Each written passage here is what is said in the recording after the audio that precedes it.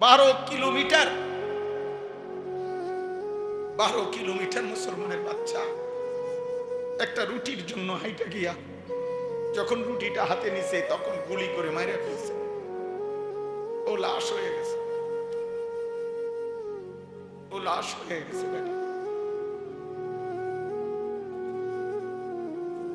এর চাইতে দুঃখের কথা কি হইতে পারে? এই সভ্য পৃথিবীতে মুসলমানের এই করুণ পরিণতি আর কি হইতে পারে? বলো ভাই, দেখো, নাড়িয়ে দেখো, ছবিয়ে দেখো। মোবাইলের নেশা তোমাদের ছুটলো না, নারীর নেশা তোমাদের ছুটলো। তোমরা ভাবছো তোমাদের উপরে কোনোদিন মুসিবত আসবে না, তোমরা মনে করছো তোমাদের উপরে কোনো বিপদ হবে না। বিপদ শুধু ফিলিস্তিনের জন্য বরাদ্দ, ক্ষুধার কষ্ট শুধু গাজাবাসীর জন্য বরাদ্দ না, আজীবন ওদের জন্যই বরাদ্দ হয়ে গেছে এটা নাকি? ঠিক আছে, চলো চলো ভাই, যে যতক্ষণ পারো চলো, কিন্তু বাকি মনে রাখো মরতেই হবে। হাসলেও মরে যাইবা, কাঁদলেও মরে। সুখের রাতও ভোর হয়, দুঃখের রাতও, বাসর রাতও ভোর হয়, ফাঁসির রাতও রাতি আর বাকি থাকে। আল্লাহ আমাদেরকে বুঝ দান করে। ওয়াল্লাযীনা আমানুল্লাযীনা ইউকিমুনাস সালাতা ওয়া ইউতুনাজ যাকাতা ওয়া হুম রাকিউন। আল্লাহ তাআলা বলেন, 1 নাম্বার মুমিনের বন্ধু হবে আল্লাহ, 2 নাম্বার রাসূলুল্লাহ, 3 নাম্বার ওই সমস্ত ঈমানদার। ভাইয়া শেষ কথা, ওই সমস্ত ঈমানদার। আবারও বলছি, ওই সমস্ত ঈমানদার। দোস্ত, আপনারা 2 জন ভাই মোবাইলে এতটা সময় দেওয়াটা ভদ্রতা হইল না, সুন্দর হইল না। চেহারা দেখে তো বুঝের মানুষ মনে হয়েছিল। আমার আফসোস লাগলো আপনাদেরকে দেখে, আমি তাকাইয়াই ছিলাম। এত গাফেল মানুষ হয় না। মোবাইল টিফা বাকি থাকলে বাইরে গিয়া মোবাইল টিফে, বাইরে ঠ্যাঙ্গালগি দিয়ে হাঁটেন, অসুবিধা কি? আমি ছেড়ে দেওয়ার মানুষ না। আমি জীবনে একবার হলে একবারই বললাম, আর আসলাম না, অসুবিধা কি? কথা বোঝেন নাই আমার? অসুবিধা, আমি তো আগেই কইছি, আমি তো জনসমর্থন দিয়ে করবো নাকি? আমি তো ভোটে খারাইছি না।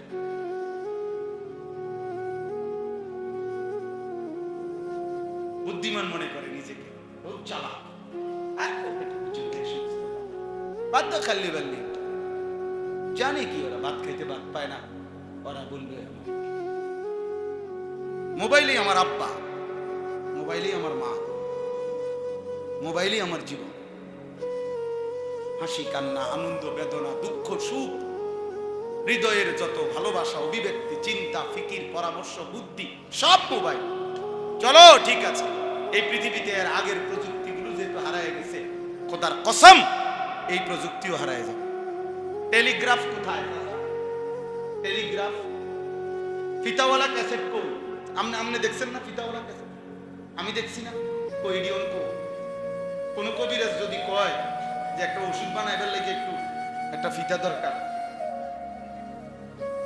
সিডি সিডি ওই যে চ্যাপটা চ্যাপটা দেরি আজি সব সিডি ছিল না, একটি চ্যাপটা চ্যাপটা পাতলা, কই এগুলো কই? ওগুলো কই এখন? কোথায় এগুলো?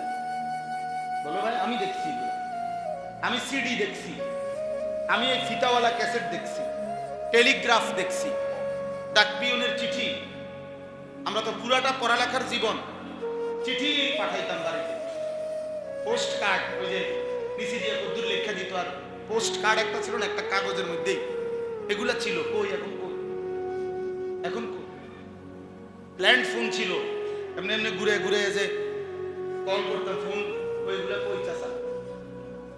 আছে এগুলা? তো আমার বয়স তো কমপক্ষে 300 বছর, ঠিক না? 200 বছর, আমার বয়স 44 বছর।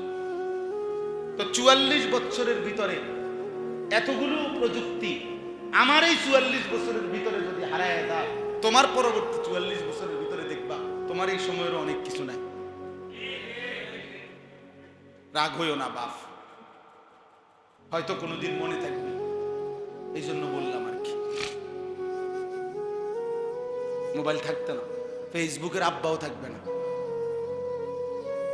ফেসবুকের বাপও থাকবে না, ইউটিউবও থাকবে, কোনোটাই থাকবে। প্রতিনিয়ত প্রযুক্তি এর চাইতে আপডেট হয়ে যায়। ওই যে এআই এখন যেটা ওটি সব হালাই দিছে, সব মাধ্যমে আছে। এখন যেটা নতুন এআই, হ্যাঁ কিতা এটার নাম আরটি, জিনের মতো কথা। একটা ব্যক্তির একের সর্বশেষ রুচি অভ্যাসটা পর্যন্ত এটার মধ্যে সার্চ করে মনে হয় যেন 800 কোটি মানুষের ব্যাপারে আলাদা আলাদা তথ্য দিতে পারে। কিভাবে সম্ভব? কিভাবে সম্ভব? কি চ্যাট জিপিটি নাকি? প্রতিনিয়ত প্রযুক্তি বদলাই যায়। আমার একজন ভাই বলছে চায়না থেকে আইসা, আমার খুব ঘনিষ্ঠ মানুষ, উনি বলছে হুজুর আমি নিজে দেখে আসছি এমন প্রযুক্তি মোবাইলের যে শুধু আপনি কল্পনা করবেন, অন্তরে ভাববেন, আর ওই ডিভাইসটা, ওই মোবাইলটা আপনার সাথে থাকার কারণে সেটা আপনার অন্তর থেকে, দিলের থেকে চিন্তাটা টাইনা নিবে। এরপরে যখনই আপনি মোবাইল অন করবেন ওই বিষয়ের তথ্য আপনার কাছে সরবরাহ।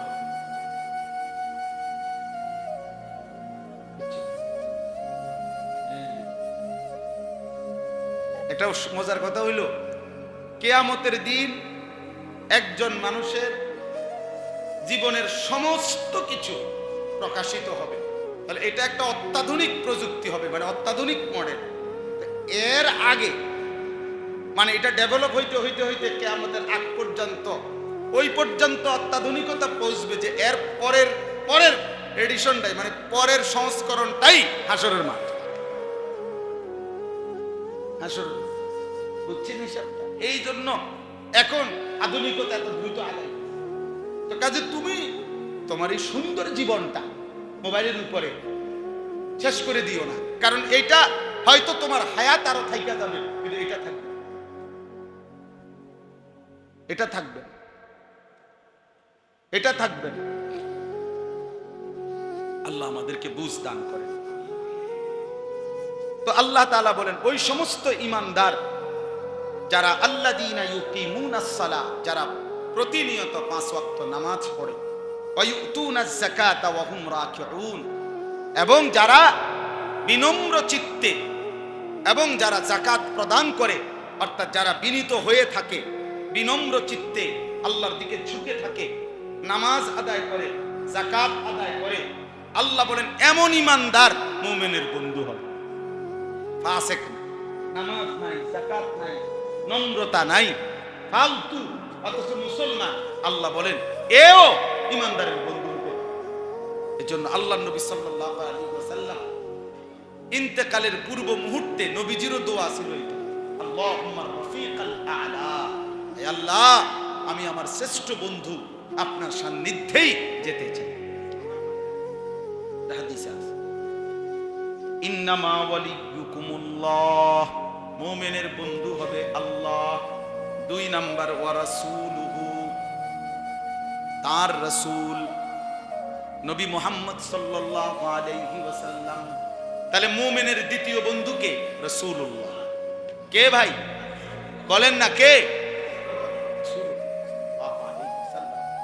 এজন্য আল্লাহ নবী সাল্লাল্লাহু আলাইহি সাল্লাম সাহাবায়ে কেরামের কলিজার ভিতরে এইটা শেষ পর্যন্ত এই সবক মস্ক করাইছে, এই কথা দিলে দিলে প্রত্যেক সাহাবীর মধ্যে এটা বসাইছে যে তোমার জিন্দেগীর সবকিছুর চাইতে আমি রাসূলই হব আল্লাহর পরে সবচেয়ে বেশি ভালোবাসা। এমনকি ওমর রাদিয়াল্লাহু তাআলা আনহুর মতো সাহাবী একবার শুধু জীবনে বলছে লা আনতা আহাব্বু ইলাইয়া মিন কুল্লি শাইইন ইল্লা নাফসি, হে আল্লাহর নবী আপনি আমার কাছে আমার সবকিছুর চাইতে বেশি প্রিয়, শুধু কেবল আমার জীবনটার চাইতে না, আমি নিজের জানটাকে একটু বেশি ভালোবাসি, এছাড়া বাকি যত কিছু আছে আমার ঘর পরিবার অর্থ সম্পদ দুনিয়ার বাকি সব কিছুর চাইতে আপনি আমার বেশি প্রিয়। আল্লাহর নবী সাল্লাল্লাহু আলাইহি ওয়াসাল্লাম বলছেন লা ইয়া ওমর, না ওমর, মুমিন হইতে পারো না, মুমিন হইতে পারো নাই। ফাওয়াল্লাযী নাফসি বিয়াদিহি, ওই আল্লাহর কসম যার হাতে আমি মুহাম্মদের জীবন, হাত্তা আকুনা আহাব্বা ইলাইকা মিন নাফসিকা, তোমার জানের চাইতে যতক্ষণ আমি প্রিয় না হব ততক্ষণ তুমি পূর্ণ ঈমানদার হইতে পারবে না। হযরত ওমর তৎক্ষণাৎ চিন্তা করছে যে যদি নবী আমাকে এখন বলে দুশমনের মোকাবেলায় যে কোনো পরিস্থিতিতে আমি তো আল্লাহর নবীর ভালোবাসায় জীবনটাও দিয়ে দিতে রাজি আছি, তাহলে আমি তো জীবনের চাইতেও বেশি ভালোই বাসি, তাহলে এটা বলতে আপত্তি কি? তো সাথে সাথে উনি শুধরাইয়া বলছে, লা আনতা আহাব্বু ইলাইয়া মিন কুল্লি শাইইন হাত্তা মিন নাফসি ইয়া রাসূলুল্লাহ, আপনি আমার নিকটে সবকিছুর চাইতে বেশি প্রিয়, এমনকি জীবনটার চাইতেও বেশি প্রিয়। আল্লাহর নবী বললেন, আল আনা ইয়া ওমর, হে ওমর, এখন তুমি পূর্ণ মুমিন হবে। তাইলে দোস্ত বলো ভাই, চুলে কার ভালোবাসা, পাঞ্জা শার্টে কার ভালোবাসা, দাড়িবিহীন এই চেহারাতে কার ভালোবাসা, টাকনুর নিচে প্যান্ট পরো কার ভালোবাসা, এই ফ্যাশনেবল চুল কার ভালোবাসা আছে? বলো ভাই, বলো। আইসো না ভাইয়া, উড়াই দিও না, ফেলে দিও না। এমন একদিন আসবে দোস্ত, হয়তো আর বলার মতো কেউ থাকবে না, কেউ কোনোদিন মনেও করবে। পৃথিবীতে এমন বহু দেশ আছে যেখানে পরিচয়ধারী মুসলমান আছে, কিন্তু বছরের পর বছর যাদের কাছে আল্লাহর কথা পৌঁছাইবারও কোনো ব্যবস্থা নেই। আজ তো আলহামদুলিল্লাহ আমরা বলতেছি, হয়তো কোনদিন এমন হবে যে বলার সুযোগ হবে। 850 বছরে একদিন, 850 বছর স্পেনে পৃথিবীর মুসলমানদের সবচেয়ে বড় সফল রাজত্ব ছিল, ইলমের জয় জয়কার ছিল। এই যার নাম বলছি এরকম ঘটনা তাফসীরে কুরতুবী, মানে এই যে কিতাব থেকে বললাম যে ইব্রাহিম আলাইহিস সালামের ঘটনা কইলাম এবং মৃত্যু কুলের মতো বললাম না, এটা যিনি এইটা লেখক উনি স্পেনের। এই কুরতুবা মানে কর্ডোবা, স্পেনের একটি গুরুত্বপূর্ণ এলাকার নাম কর্ডোবা। কর্ডোবা এটা স্পেনের পৃথিবীর সবচেয়ে বিখ্যাত ফুটবল ক্লাবের একটি ক্লাবের নাম হলো বার্সেলোনা, আছে না? এটা স্পেনের একটি এলাকা, স্পেনের একটি জায়গার নাম হলো বার্সেলোনা। এইখানে পৃথিবীর সবচেয়ে দামি 850 বছরে এক সময় মুসলমানদের জগৎ বিখ্যাত অসংখ্য আলেম ফকিহ এই বার্সেলোনাতে ছিল। আজ তারা ফুটবলে বিখ্যাত, আজ তাদের ঐতিহ্য। পৃথিবীতে বর্তমানে স্পেনিশ খেলোয়াড়, ফুটবল খেলোয়াড়ের জগতে সবচেয়ে দামি খেলোয়াড়। পৃথিবীতে সবচেয়ে বেশি ফুটবল ক্লাব স্পেনের ক্লাব, অথচ এটা ছিল না ইতিহাস। ইতিহাস ছিল 850 বছর মুসলমানদের। এই জন্য দোস্ত, আল্লাহকে ছেড়ে দাও। একটা প্রজন্মের তোমরা যদি 90%, একটা জেনারেশনের যদি 95% কিশোর যুবক মুসলিম পরিচয়ধারী, মা বাবা মুসলমান, এভাবে যদি তোমরা ইসলামকে নিজেদের চুল, চেহারা, লেবাস, পোশাক, কর্ম, চিন্তা, চেতনা, বিশ্বাস, মূল্যবোধ থেকে এভাবে বিদায় করে দাও, খোদার কসম এমন কোনোদিন যদি হয় যে আর এর পরের জেনারেশন, একটা প্রজন্ম আইসা ইসলাম কি, আল্লাহ কি, রসুল কি, দ্বীন কি, খোদা কি কিছুই চিনবে না।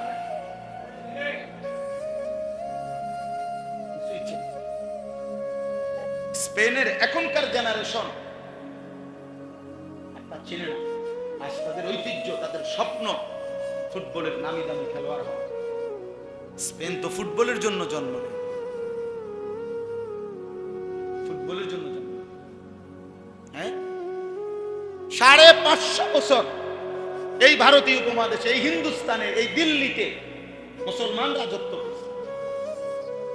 আজ সেই অঞ্চলে মুসলমান নিজের জানটুকু বাঁচাইবার জন্য সংখ্যালঘু হিসাবে এই কসাই মোদির দোসরদের হাতে প্রতিনিয়ত নিজের জীবনটা দিয়ে দিচ্ছে।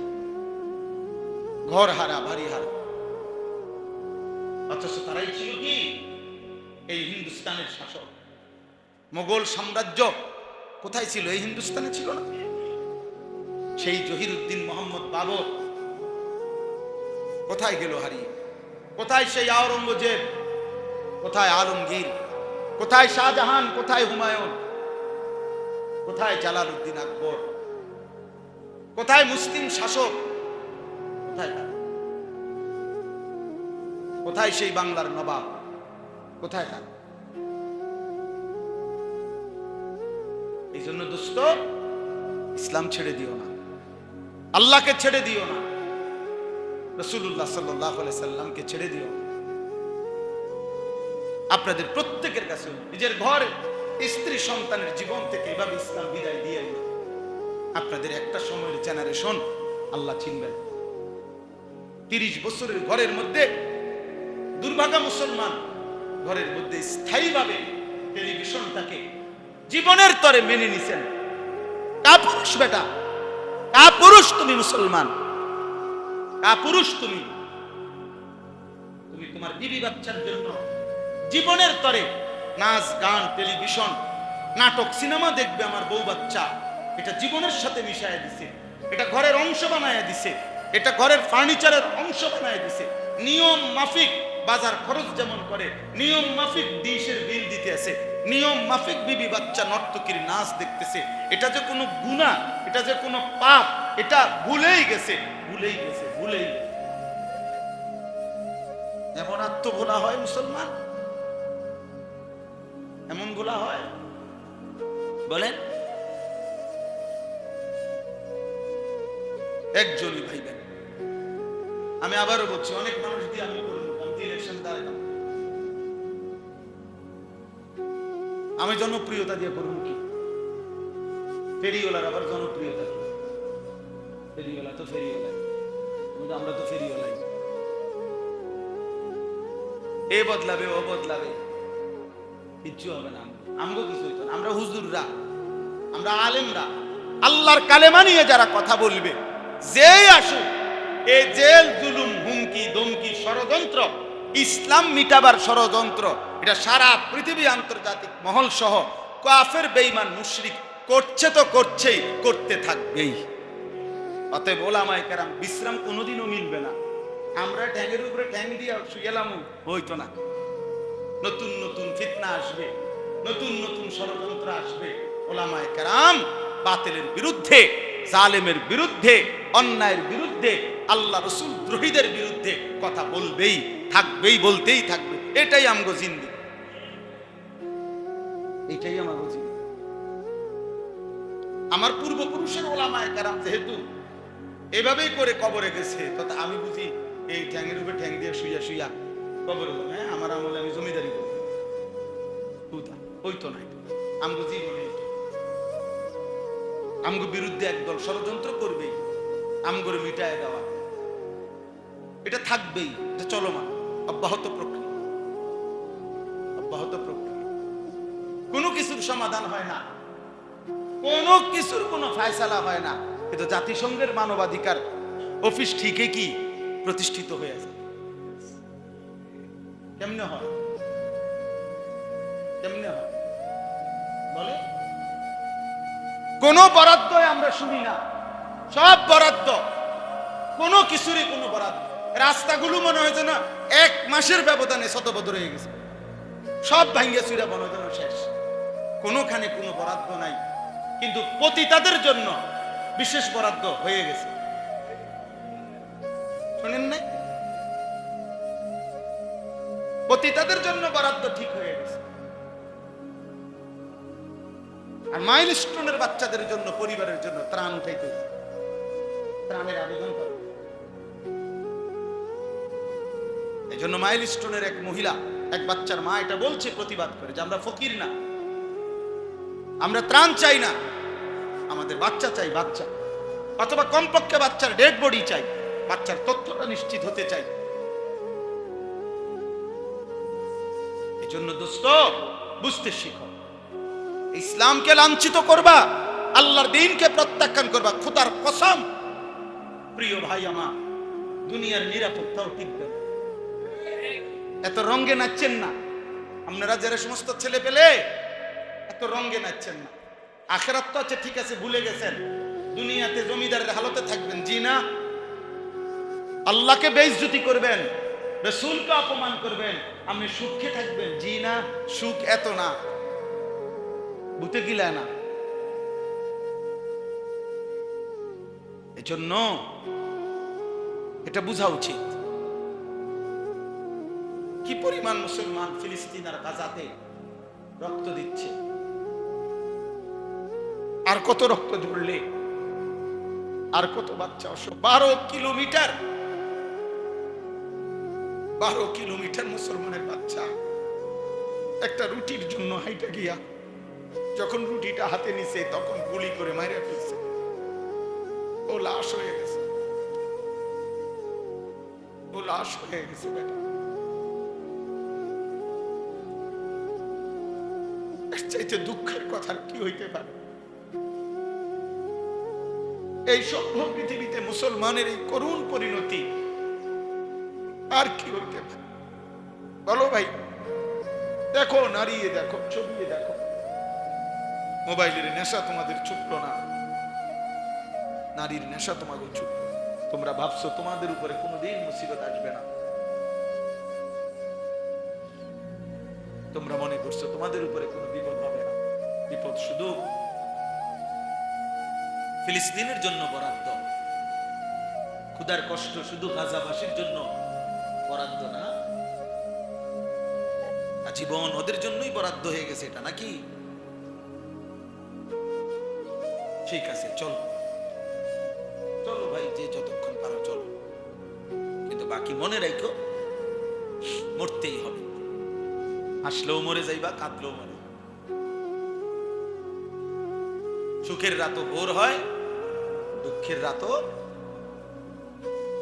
বাসর রাতও ভোর হয়, ফাঁসির রাতও রাতি আর বাকি থাকে। আল্লাহ আমাদেরকে বুঝ দান করে।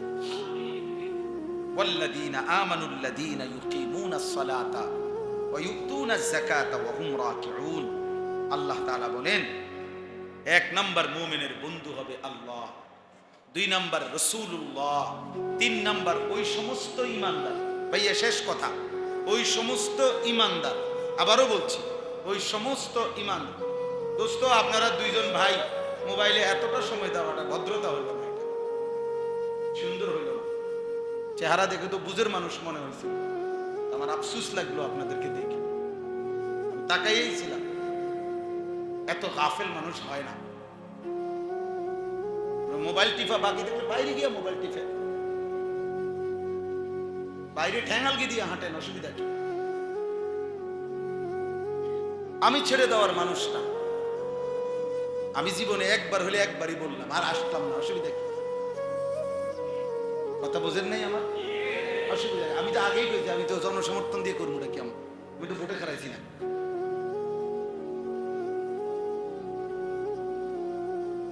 বুদ্ধিমান মনে করে নিজেকে, খুব চালাক,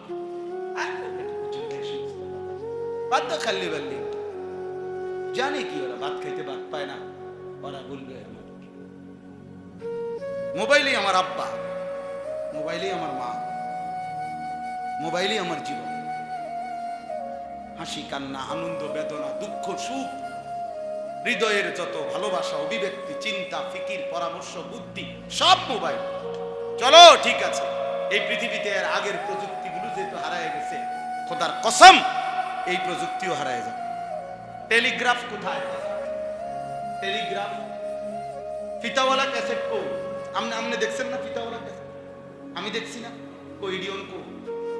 কোন কবিরাজ যদি কয় যে একটা ওষুধ বানাইবার লাগে একটু একটা ফিতা দরকার, সিডি, সিডি ওই যে চ্যাপ্টা চ্যাপ্টা দেরি, আজি সব সিডি ছিল না, একটি চ্যাপ্টা চ্যাপ্টা পাতলা, কই এগুলো কই? ওগুলো কই এখন? কোথায় বলো ভাই? আমি দেখছি, আমি সিডি দেখছি, আমি এই ফিতাওয়ালা ক্যাসেট দেখছি, টেলিগ্রাফ দেখছি, ডাক পিয়নের চিঠি। আমরা তো পুরাটা পড়ালেখার জীবন চিঠি পাঠাইতাম বাড়িতে, পোস্ট কার্ড, ওই যে নিচে দিয়ে বদুর লেখা দিত, আর পোস্ট কার্ড একটা ছিল না, একটা কাগজের মধ্যেই, এগুলা ছিল। কই এখন? কই এখন কই? ল্যান্ড ফোন ছিল, এমনি এমনি ঘুরে ঘুরে যে কল করতাম, ফোন ওইগুলা কই চাচা আছে এগুলা? তো আমার বয়স তো কমপক্ষে 300 বছর, ঠিক না? 200 বছর, আমার বয়স 44 বছর। তো 44 বছরের ভিতরে এতগুলো প্রযুক্তি আমার এই 44 বছরের ভিতরে যদি হারায় যায়, তোমার পরবর্তী 44 বছরের ভিতরে দেখবা তোমার এই সময়ের অনেক কিছু নাই। রাগ হইও না বাপ, হয়তো কোনোদিন মনে থাকবে, এই জন্য বললাম আর কি। মোবাইল থাকতে না, ফেসবুকের আব্বাও থাকবে না, ফেসবুকের বাফা থাকবে না, ইউটিউবও থাকবে, কোনোটাই থাকবে। প্রতিনিয়ত প্রযুক্তি এর চাইতে আপডেট হয়ে যায়। ওই যে এআই এখন যেটা ওটি সব হালাই দিছে, সব মার দিয়ে আছে। এখন যেটা নতুন এআই, হ্যাঁ কিতা এটার নাম আরডি, জিনের মতো কথা। একটা ব্যক্তির একেবারে সর্বশেষ রুচি অভ্যাসটা পর্যন্ত মনে হয় যেন 800 কোটি মানুষের ব্যাপারে আলাদা আলাদা তথ্য দিতে পারে। কিভাবে সম্ভব? কিভাবে সম্ভব? চ্যাট জিপিটি নাকি? প্রতিনিয়ত প্রযুক্তি বদলাইছে। আমার একজন ভাই বলছে, চায়না থেকে আইসা, আমার খুব ঘনিষ্ঠ মানুষ, উনি বলছে হুজুর আমি নিজে দেখে আসছি এমন প্রযুক্তি মোবাইলের, যে শুধু আপনি কল্পনা করবেন, অন্তরে ভাববেন, আর ওই ডিভাইসটা, ওই মোবাইলটা আপনার সাথে থাকার কারণে সেটা আপনার অন্তর থেকে, দিলের থেকে চিন্তাটা টাইনা নিবে। এরপরে যখনই আপনি মোবাইল অন করবেন, ওই বিষয়ের তথ্য আপনার কাছে সর্বদা।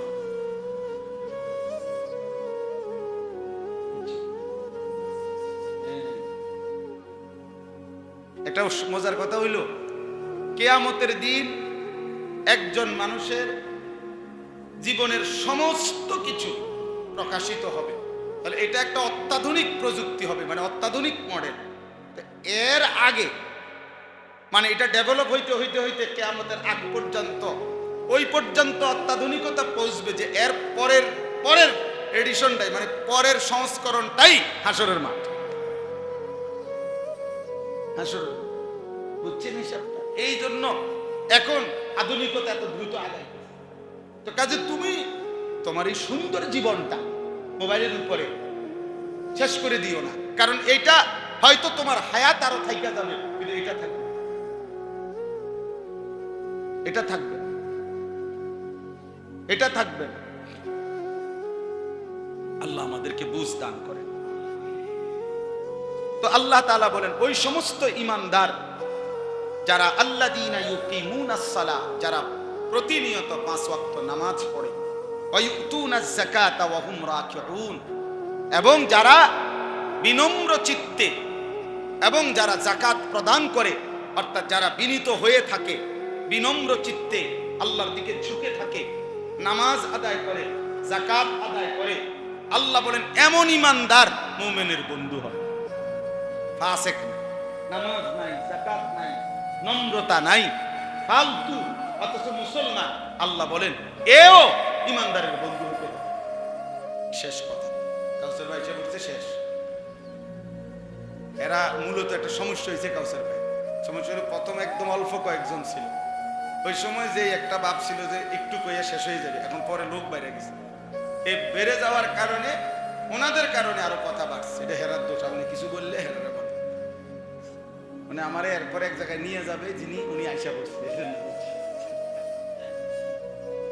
এটা এই পরে যারা আসছে তারা দোষ। তারপরে আসলো কেন? আল্লাহ সবাই কবুল।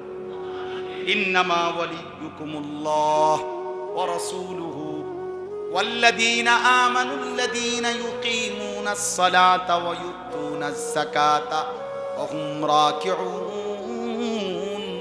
আল্লাহ বলে মুমিনের বন্ধু হবে আল্লাহ। কে? এরপরে কে? রাসূলুল্লাহ। এরপরে নামাজি মুমিন,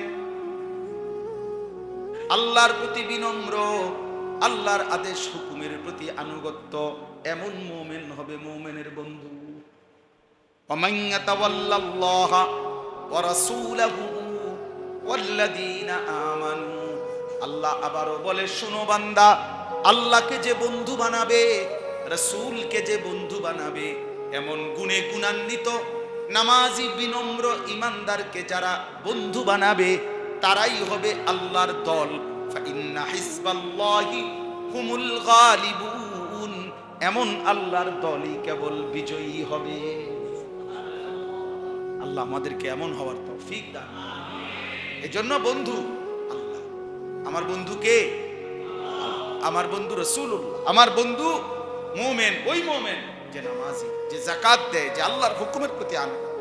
আল্লাহ তাআলা আমাদের প্রত্যেককে আল্লাহ এবং তার রাসূল এবং সত্যিকার ইবাদত গুজার ইমানদার মুমিনকে বন্ধু বানাবার তৌফিক দান করেন, কবুল করেন, জীবনটা সুন্দর করার তৌফিক দান করেন। সুবহানাল্লাহি ওয়া বিহামদিহি, সুবহানাকাল্লাহুম্মা বিহামদিকা, আশহাদু আল লা ইলাহা ইল্লা আনতা, আস্তাগফিরুকা ওয়া আতুবু ইলাইক।